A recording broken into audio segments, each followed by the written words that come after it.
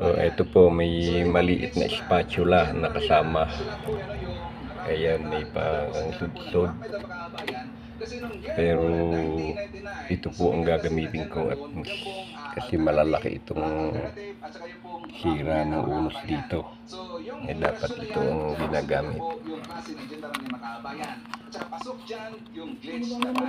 Itong sa banda, sila po yung lagi pong ang mga bayan.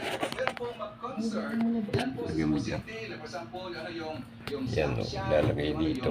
Yung keso, yung yan, para siya Hindi na uli mauka. hindi na mauka yan. sa Cebu City. And also, konting background. Ay, masilya ng kahoy. Masiya. Yan, para siya ay pantay.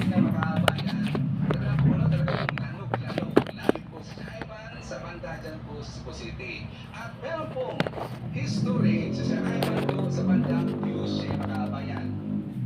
Ayan, Kailangan natin yung ayan lang ang gagawin. So, yung 1999, doon po sa Cebu Coliseum Makabayan, meron kami meron kasing Battle of the Bands Ito, doon na kung lagay pa saan dito. nakasalubong ko namin.